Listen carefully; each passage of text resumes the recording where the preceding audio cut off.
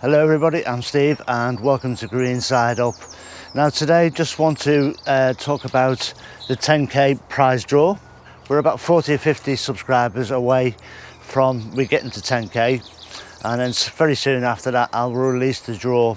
So if you're watching this and you're not subscribed, hit the little button just down there and don't forget to hit the notification bell, selecting all, and that will make sure you get the notification when I open the draw. The draw will be limited. The last couple of draws for a £50 Amazon voucher have been limited to 24 hours, so you'll want to get in there quick. So more news about that as soon as I get to 10k. All right.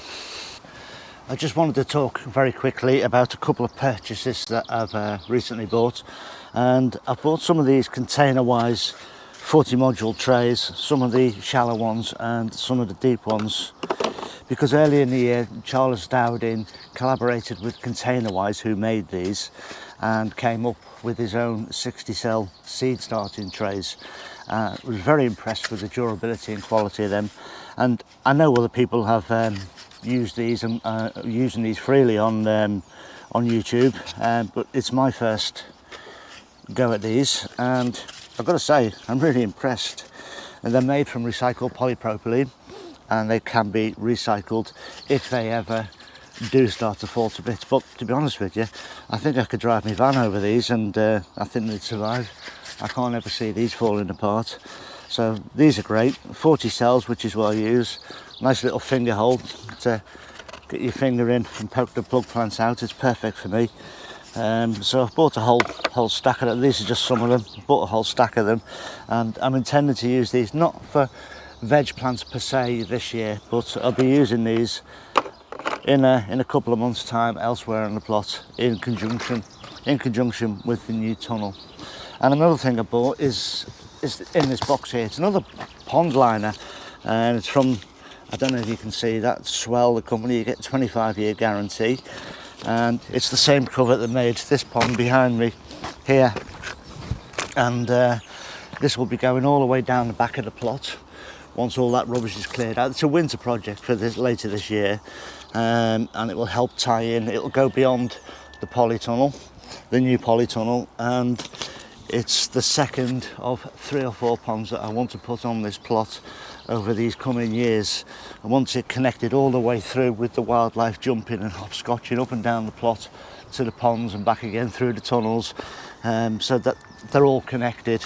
So this is a much bigger liner, and it should make a pond that's 3 foot deep by about 14 foot long by about 10 foot wide. It's a reasonable size. And I've also bought a smaller one for at home as well. The idea being that, you know, you buy plants for your ponds, and from those I want to propagate and spread them between the 3 ponds. So it's an ideal time really to get as many of these ponds in that I tend to create as soon as possible. So that's that. Pond liner, container-wise modules, highly recommend those, and you'll see those in use in not so very long anyway in the new tunnel.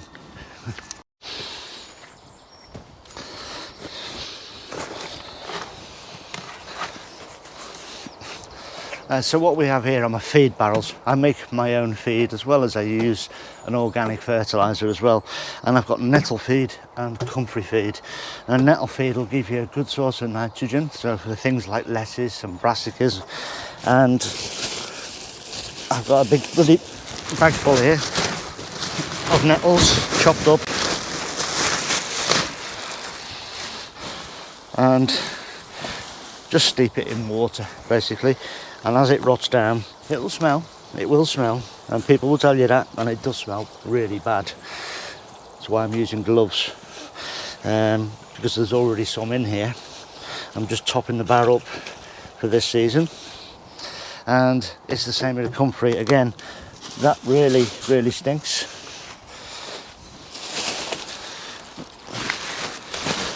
Now this is from my garden at home, and again, I'm just going to chuck this in. Got to make sure you get the right Comfrey if you're going to grow it yourself, and not make the mistake I made, which I'll discuss with you in a minute. But again, just separate them up. You can break them up if you want to, Now, some people make a form of a press. They'll get a long pipe with a drainage system at the bottom, and they'll compress or allow it to naturally rot in there, and you'll get a thick, sticky, sort of tar-like substance out, which you then sort of water down. Only use a little tiny bit.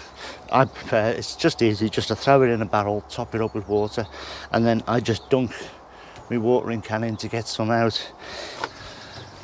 Now, when it comes to using these teas, if you make a cup of tea but make it in a teapot and then pour the tea out, if you imagine the colour of the tea as a very weak one, that's the colour that you want to be using with your feed.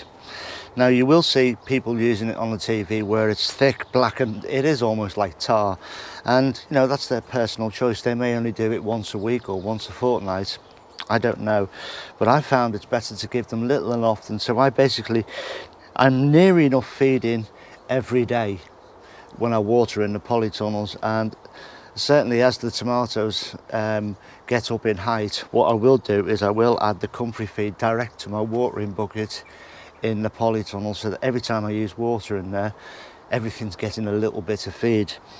So you know, that's my take on it. There is no scientific formula of using it 30 to 1, 50 to 1 or whatever. It's the strength that you want it. I prefer a weak solution, little and often. I don't want to be putting a week's worth of feed onto my plants once a week, and then for the rest of the week when I'm watering, washing that feed through the soil. I want constant food and water at the plant's roots all the time, every time, without fail. That's really what I want. So when I start off earlier in the year, I put the fish blood and bone in with near enough everything I plant. That's the start feed, and this is the feed now that will plump up your produce and get it ready for harvest. So as the fish blood and bone is in with the plants at the start of the season for a couple of months, I want this also in the soil all the time as well. So that's my take on it. Use a very weak solution. If you can only get down to water once a week, then water and feed once a week, then by all means use a very, very strong solution. And a good guide of that would be to watch Monty Donald Gardener's World. When you see him using his seaweed feed or his Comfrey feed, you'll see how dark he uses his material. You know, that's his choice, and that's if you're only going to water or feed once a week. But there you go, I prefer feed every time. So we're just walking right down the very back of the plot. There's the new tunnel on the right there. We're getting working on this later on today. But just wanted to show you this. This is my Comfrey patch here, and this is Bocking 14 Comfrey. Now that's important. It's important that you get the right one, unless you know the consequences. There are various types of Comfrey. I mean, in fact, here in England, we have a variety of our own English natural Comfrey, and but the problem with that is once it's set flower like this is in flower now, it will then set seed, and that seed can blow anywhere, and you'll have a devil of a job getting rid of this, because the roots can grow. Apparently, it's worse than Mersetail. It can go down 20-30 foot allegedly.